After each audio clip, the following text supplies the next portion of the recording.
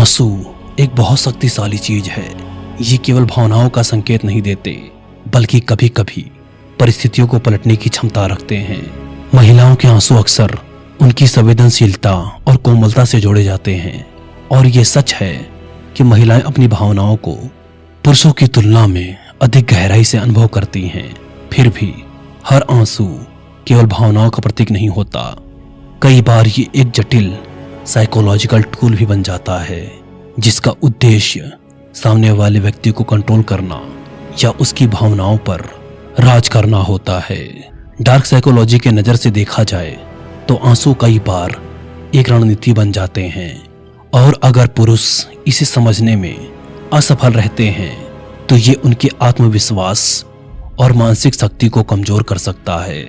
महिलाएं क्यों रोती हैं, इसके पीछे कई मनोवैज्ञानिक, सामाजिक और विकासवादी कारण मौजूद हैं। डार्क साइकोलॉजी के अनुसार जब कोई महिला रोती है तो वो जानबूझकर या अनजाने में कई उद्देश्यों को पूरा करने की कोशिश कर सकती है। पहला उद्देश्य है अपराध बोध पैदा करना, ताकि सामने वाला व्यक्ति खुद को दोषी महसूस करे, भले ही उसकी कोई गलती ना हो। दूसरा पर्पस कंट्रोल हासिल करना, जिससे अगली बार सामने वाला व्यक्ति कोई डिसीजन लेने या अपनी राय को व्यक्त करने से पहले डर महसूस करे। तीसरा उद्देश्य स्थिति को अपनी ओर मोड़ना, यानी असली मुद्दे से ध्यान हटाकर खुद को विक्टिम के रूप में पेश करना। यह सब इतनी बारीकी और सहज तरीके से होता है कि इसे तुरंत पहचान पाना बहुत मुश्किल होता है। जब पुरुष इस जाल में फंसते हैं तो वे अपने आप को दोषी मानने लगते हैं और तुरंत सुधारने में लग जाते हैं।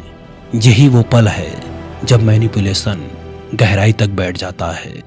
यह कोई अचानक हमला नहीं होता, बल्कि धीरे धीरे बुना गया जाल होता है।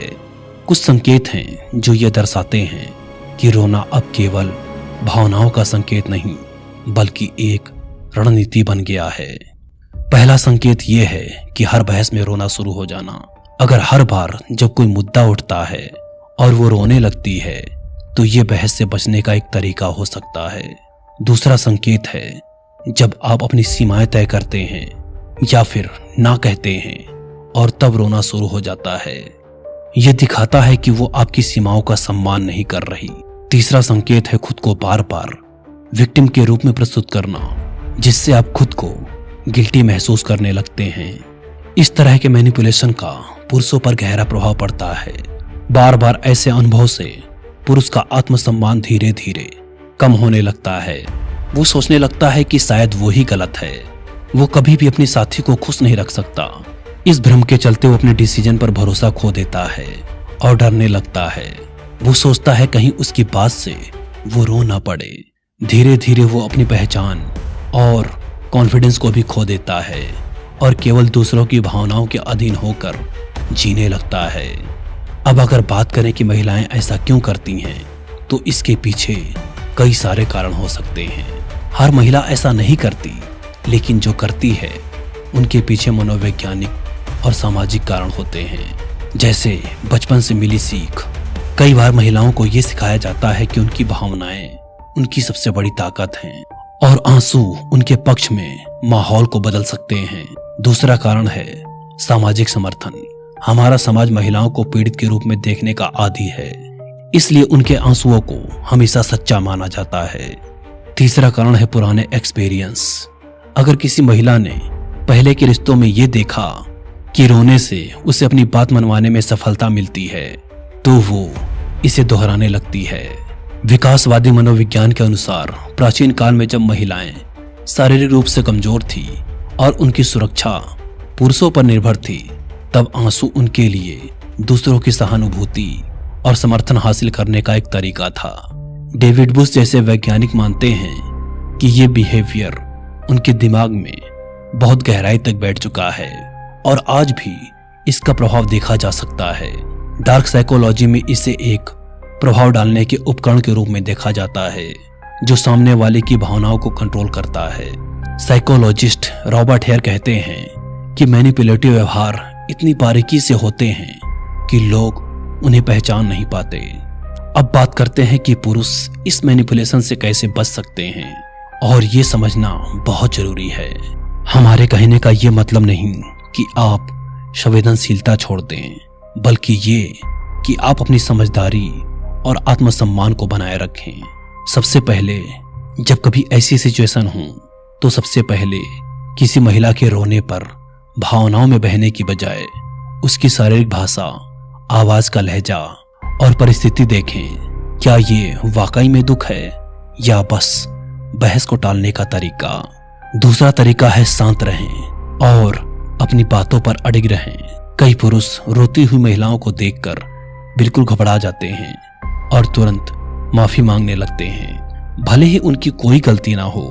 मगर सही स्थिति में अपनी भावनात्मक स्थिरता बनाए रखना बहुत जरूरी है। तीसरा है सहानुभूति दिखाएं लेकिन बेवकूफ न बने।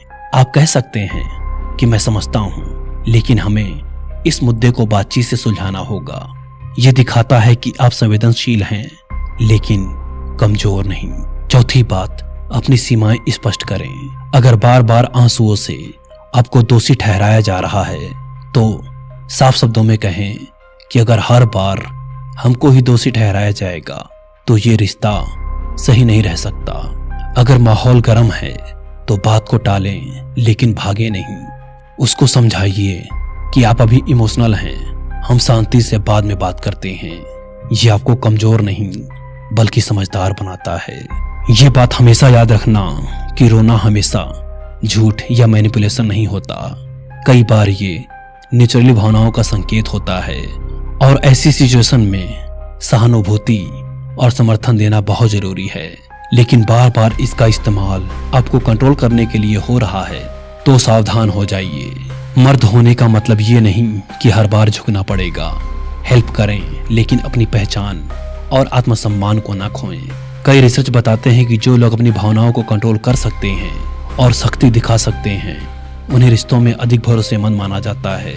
डेनियल गोलमैन के अनुसार जो लोग अपनी और दूसरे की भावनाओं को समझ सकते हैं वो रिश्तों में बहुत सफल होते हैं।